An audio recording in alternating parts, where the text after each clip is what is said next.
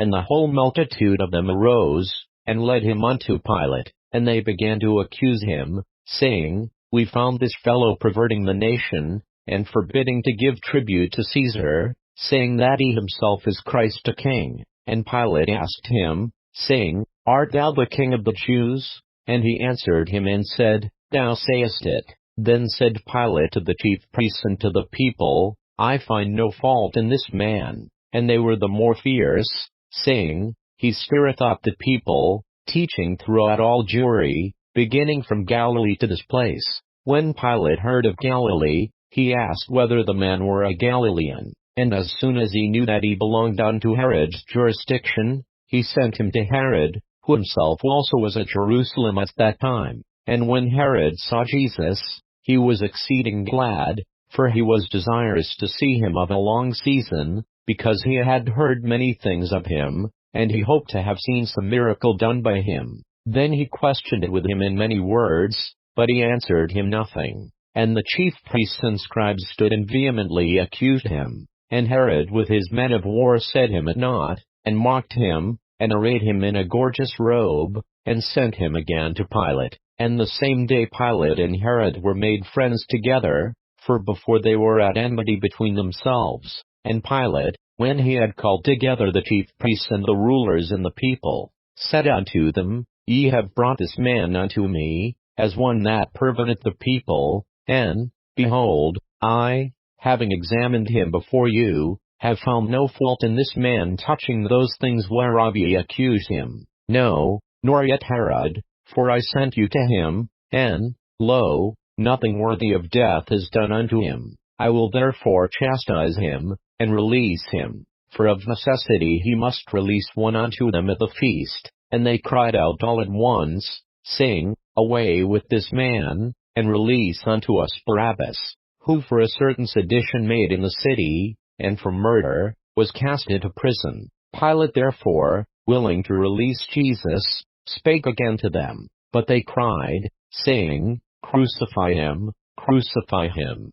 And he said unto them the third time, Why, what evil hath he done? I have found no cause of death in him. I will therefore chastise him, and let him go. And they were instant with loud voices, requiring that he might be crucified. And the voices of them and of the chief priests prevailed, and Pilate gave sentence that it should be as they required. And he released unto them him that for sedition and murder was cast into prison, whom they had desired, but he delivered Jesus to their will. And as they led him away, they laid hold upon one Simon, a Cyrenian, coming out of the country, and on him they laid the cross, that he might bear it after Jesus. And there followed him a great company of people, and of women, which also bewailed and lamented him. But Jesus turning unto them said, Daughters of Jerusalem, weep not for me, but weep for yourselves, and for your children.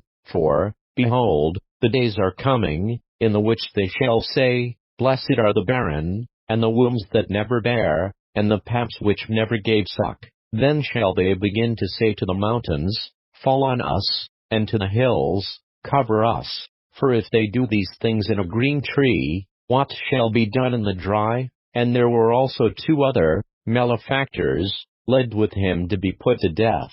And when they were come to the place, which is called Calvary, there they crucified him, and the malefactors, one on the right hand, and the other on the left. Then said Jesus, Father, forgive them, for they know not what they do. And they parted his raiment, and cast lots. And the people stood beholding, and the rulers also with them derided him, saying, He saved others, let him save himself, if he be Christ, the chosen of God. And the soldiers also mocked him, coming to him, and offering him vinegar, and saying, If thou be the King of the Jews, save thyself.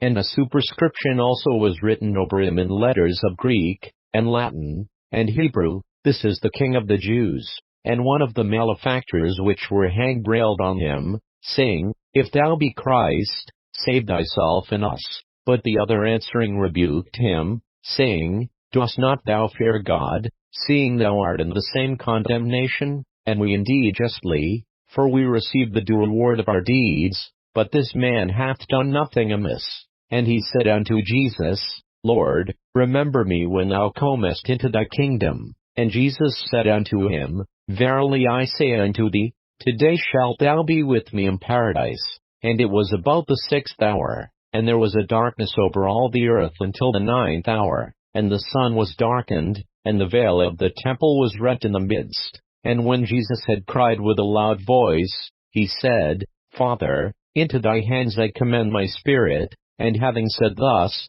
he gave up the ghost. Now when the centurion saw what was done, he glorified God, saying, Certainly this was a righteous man. And all the people that came together to that sight, beholding the things which were done, smote their breasts, and returned. And all his acquaintance, and the women that followed him from Galilee, stood afar off, beholding these things. And, behold, there was a man named Joseph, a counselor, and he was a good man, and a just. The same had not consented to the counsel and deed of them. He was of Arimathea, a city of the Jews, who also himself waited for the kingdom of God. This man went unto Pilate, and begged the body of Jesus. And he took it down, and wrapped it in linen, and laid it in a sepulchre that was hewn in stone, wherein never man before was laid. And that day was the preparation, and the Sabbath drew on. And the women also, which came with him from Galilee, followed after, and beheld the sepulchre, and how his body was laid. And they returned, and prepared spices and ointments, and rested the Sabbath day according to the commandment.